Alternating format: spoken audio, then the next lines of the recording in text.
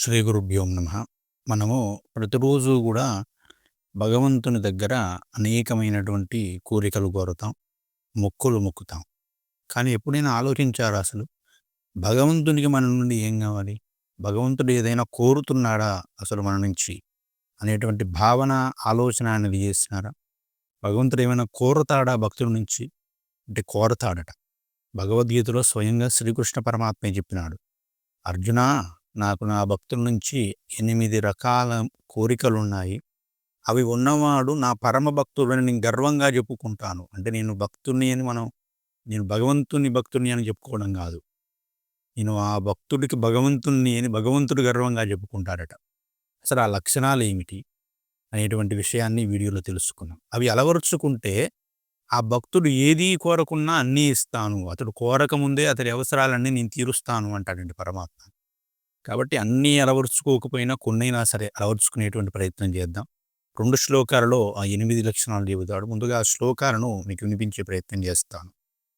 అద్వేష్టా సర్వభూతానాం మైత్రః కరుణ ఏవ చ నిర్మమో నిరహంకారః సమదుఃఖ సుఖః క్షమీ సంతుష్టః సతతం యోగి యతాత్మా దృఢనిశ్చయః మయ్యర్పితమనో బుద్ధిర్ యో మద్భక్తః సమే ప్రియః అంటూ ఉన్నాడు పరమాత్మ. 8 లక్షణాలు ఏమిటి అంటే అద్వేష్టా సర్వభూతానాం అంటూ ఉన్నాడు. మొట్టమొదటి లక్షణమే చాలా గంభీరమైనటువంటి లక్షణం. పరమాత్మ యొక్క సర్వవ్యాపకత్వాన్ని గుర్తించినటువంటి వాడు అద్వేష్టః. భగవంతుణ్ణి ప్రేమిస్తూ భగవత్ శక్తిని ద్వేషిస్తామా? భగవత్ శక్తి లేనిదెక్కడ? ఈ శరీరం కాదు కదా శాశ్వతము. ఇందులో ఉన్నటువంటి ఆ భగవత్ శక్తియే మనల్ని నడిపిస్తుంది.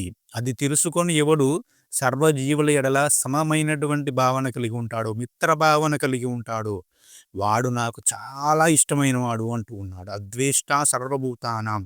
ప్రతి జీవియందు కూడా ఎవరైతే కరుణ కలిగి ఉంటారో, ప్రీతి కలిగి ఉంటారో, వాడు నాకు ఇష్టము అని మొట్టమొదటి లక్షణాన్ని చెబుతూ ఉన్నాడు. మైత్రః అంటే కేవలం ద్వేషం లేకుండా ఉండడమే కాదు, స్నేహం కలిగి ఉండాలి. అంతేకాదు నిర్మమో నిరహంకారః. అన్ని ప్రాణులను కూడా ప్రేమిస్తానండి, కానీ నాకు నేను నాది అనేటువంటి అహంకారము, అంటే ఇది నా ఇల్లు, నా కారు, నా హోదా, నాది నాది అనేటువంటి మమకారం ఉందనుకోండి, వాడిని వాడి కర్మకే వదిలేస్తాను అంటూ ఉన్నాడు. నాది నాది అంటే నీ కర్మ నువ్వే చేసుకో, నీ కర్మ యొక్క ఫలితాలను నువ్వు అనుభవించు, ఆ కర్మ ఫలితాలను కొత్తగా సమకూర్చుకో, మళ్ళీ జన్మలు ఎత్తుకొని వాడి కర్మకు వాడిని వదిలేస్తాను. నాది నాది అన్నావు కదా, నాకు సంబంధం లేదు అంటున్నాడు పరమాత్మ. అది కాకుండా ఇది ఈశ్వరుడు ఇచ్చినటువంటి ఇల్లు, ఇది ఈశ్వరుడు ఇచ్చినటువంటి భార్య, ఇది ఈశ్వరుడు ఇచ్చినటువంటి పుత్రుడు, ఈశ్వరానుగ్రహం చేతి లభించింది అని ఎవడు ప్రతిదాన్ని ఈశ్వరానుగ్రహముగా స్వీకరిస్తాడో వాడి సర్వ బాధ్యతలు కూడా ఈశ్వరుడే తీసుకుంటాడు. వాడు ఇక మళ్ళీ పుట్టవలసినటువంటి అవసరం కూడా లేకుండా చేస్తాడు. వాడు ఏది కోరవలసినటువంటి అవసరం లేకుండా కోరికలన్నీ ముందే తీరుస్తాను అంటూ ఉన్నాడు పరమాత్మ. కాబట్టి ఇది చాలా ముఖ్యమైనటువంటి విషయం. ఇక తర్వాతది సమదుఃఖ సుఖక్షమీ. జీవితం అంటేనే సుఖ దుఃఖాల సమాహారము. ఎవ్వరి జీవితంలోనైనా, మహాత్ముల జీవితంలో అయినా, సామాన్యుల జీవితంలో అయినా సుఖాలు ఉంటాయి, దుఃఖాలు ఉంటాయి. ఈ రెండిటిని సమానంగా స్వీకరించిన వాడే అసలైన భక్తుడు. అంతేగాని సుఖం వచ్చినప్పుడు ఇది నా గొప్ప, దుఃఖం వచ్చినప్పుడు నేను భగవంతునికి ఎన్నో పూజలు చేశానండి, కానీ భగవంతుడు నన్ను అనుగ్రహించలేదు అనుకున్నవాడు ధూర్తుడవుతాడు, భక్తుడు కాడు. 2 సమయములలోనూ సుఖము వచ్చినప్పుడు, దుఃఖము వచ్చినప్పుడు ఇది ఈశ్వరానుగ్రహం అని ఎవడు భావిస్తాడో వాడు జీవితంలో ఈశ్వరునికి దగ్గరవుతాడు. వాడే నాకు ప్రీతుడు అంటూ ఉన్నాడు పరమాత్మ. ఇక్కడితో అయిపోలేదు, అసలైనటువంటి విషయాలు ఇంకా ఉన్నాయి. సంతుష్టః సతతం అంటూ ఉన్నాడు. ఏది దొరికితే దానితో ఎల్లప్పుడూ ఎవడు సంతృప్తిగా ఉంటాడో. ఏది దొరుకుతా అంటే నీకు ఒక రోజు 100 రూపాయలు ఉంటాయండి నీ జేబులో, దానితో సంతృప్తి ఉండాలి. ఒకరోజు 1,00,00,000 రూపాయలు ఉంటాయి ఈశ్వరానుగ్రహం చేత, ఆ రోజు కూడా సంతృప్తిగా ఉండాలి. అంతేగాని నాకు ఇది లేదు అనేటువంటి భావన ఎవరి దగ్గర ఉంటుందో, అంటే నాకు ఉన్నదానితో సంతృప్తి పడి అది లేదే అనేటువంటి చింత ఎవరికి లేదో వాడు నాకు ప్రీతుడు అంటున్నాడు. సంతృప్తి అనేది భగవంతుని యొక్క ప్రధాన లక్షణం. కాబట్టి ఎవరు సంతృప్తిగా ఉంటాడో వాడు ఈశ్వరునికి ప్రీతుడవుతాడు. అంతేగాని నాకు అది లేదు, నాకు ఇది లేదు, నాకు అది స్వామి, నాకు ఇది స్వామి అని తరచూ కోరేవాడు ఒక్కనాటికి ఈశ్వరానుగ్రహాన్ని పొందలేడు. ఎలా పొందుతాడండి? సంతృప్తిగా ఉంటేనే ఆత్మతో అనుసంధానం కలుగుతుంది కదా. కాబట్టి సంతృప్తిని అలవరుచుకోవడం అనేది ప్రధానమైనటువంటి భక్తుడి లక్షణం. ఆ తర్వాత యథాత్మ దృఢనిశ్చయ. మనస్సుని అదుపులో ఉంచుకోవాలి. భగవంతునిపై చెదరనటువంటి నమ్మకాన్ని పెట్టుకోవాలి. కన్ను అనేది కొన్ని విషయాలు చూస్తుంది, తప్పు లేదు. అది సహజ లక్షణం. చెవు అనేది కొన్ని విషయాలను వింటుంది, దాని సహజ లక్షణం. కానీ ఆ చూసిన విషయాల మీద, విన్న విషయాల మీద మనస్సును వెళ్ళకుండా ఈశ్వరుని పాదాల మీద ఎవడైతే తన యొక్క దృష్టిని పెడతాడో వాడంటే నాకు ప్రీతి అంటూ ఉన్నాడు. అంతేగాని చూసిన దాని వెంట, విన్న దాని వెంట వెళుతూ ఈశ్వరుని నుండి దూరం ఎవడవుతాడో వాడు ఈశ్వర అనుగ్రహాన్ని ఒక్కనాటికి పొందలేడు.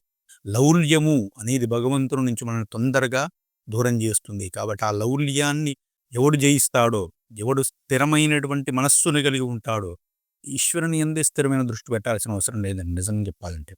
మీ కర్మ యందు, మీరు చేసే పని యందు పరిపూర్ణమైన దృష్టిని పెట్టినా కూడా ఈశ్వరానుగ్రహాన్ని పొందుతాడు. మీకు గత వీడియోలో కపిల గీతలో ఈ విషయాన్ని చెప్పాను కదా, ఆ వీడియో చూస్తే మీకు స్పష్టమవుతుంది. చిట్ట చివరగా ఒక మాట అంటున్నాడు, ఏమిటంటే మయ్యర్పిత మనోబుద్ధి. ఇవన్నీ చేయలేకపోతే ఇది ఒక్కటి చేసినా కూడా సరిపోతుందండి. ఏమిటంటే తమ మనస్సును, బుద్ధిని పరిపూర్ణంగా ఈశ్వరునికి ఎవడు అర్పిస్తాడో వాడంటే నాకు ఇష్టము అంటూ ఉన్నాడు. అంటే తన మనస్సును ఈశ్వరునికి అర్పించి వేయడం అంటే, ఈశ్వర, నా మనస్సును నేను అదుపు చేయలేకపోతున్నాను, నా బుద్ధి కోరికలతో నన్ను సతమతం చేస్తుంది, కాబట్టి నీ పాదాల దగ్గర పెట్టేస్తున్నాను. అనవసరమైనటువంటి కోరికలు, అనవసరమైన ఆలోచనలు, అనవసరమైన లౌల్యముల వైపు నా మనస్సు, నా బుద్ధి వెళ్ళకుండా నీవే నన్ను కాచుకో అని ఆ పరమేశ్వరుని దగ్గర పెట్టి ధైర్యంగా ఎవడు జీవిస్తాడో వాడి యందు నాకు ప్రీతి కలుగుతుంది అంటున్నాడు. వాడి చేత భగవంతుడే, అలా భావించిన వాడి చేత భగవంతుడే సరైనటువంటి మార్గంలో అవలంబించేస్తాడు. చెడు ఆలోచనల వైపు వెళ్లకుండా భగవంతుడే చూసుకుంటాడు. కాబట్టి 8 లక్షణాలు ఎవడు అలవరుచుకుంటాడో వాడే నాకు అత్యంత ప్రీతిపాత్రుడైనటువంటి భక్తుడు. అటువంటి వాడు నా భక్తుడని చెప్పుకోవడానికి నేను గర్వపడతాను అని పరమాత్మ చెబుతూ ఉన్నాడు. కాబట్టి దేవుడికి ప్రియమైన భక్తులుగా మారడానికి మనం హిమాలయాలకు వెళ్ళక్కర్లేదు, గుళ్ళు గోపురాలకు తిరగనక్కర్లేదు. మనలోని ద్వేషాన్ని, అహంకారాన్ని తగ్గించుకొని సకల జనుల ఎడల స్నేహభావాన్ని పెంచుకొని మనోబుద్ధులను భగవంతుని పాదాల దగ్గర పెట్టినట్లయితే చాలు. నీకు పూజ చేయాలి అంటే వేరొక వస్తువుతో పని లేదు. నీ మనస్సు, బుద్ధి ఈ 2 ఉంటే చాలు. ఎలాంటి పూజనైనా కూడా నువ్వు చేయగలుగుతావని అతి సులభమైనటువంటి మార్గాన్ని పరమాత్మ ఇక్కడ చెబుతూ ఉన్నాడు. కాబట్టి ఈ సులభమైనటువంటి మార్గాన్ని అనుసరించి ఆ పరమాత్మ యొక్క అనుగ్రహాన్ని పొందేటువంటి ప్రయత్నం చేద్దాం. ఆ ప్రయత్నంలో విజయం సాధించమని అసలు కృష్ణ పరమాత్మను ప్రార్థిద్దాం. మరికొన్ని అద్భుతమైనటువంటి శ్లోకాలతో వచ్చే బుధవారం కలుసుకుందాం. అంతవరకు సెలవు. ఈ వీడియో మీకు నచ్చినట్లయితే లైక్ చేయండి. మరిన్ని వీడియోల కోసం మన ఛానల్ సబ్స్క్రైబ్ చేసుకుని పక్కనే ఉన్న బెల్ ఐకాన్ క్లిక్ చేయండి. మీ అభిప్రాయాన్ని కామెంట్ రూపంలో తెలియజేయడం అస్సలు మర్చిపోకండి. జై శ్రీరామ్. స్వస్తి.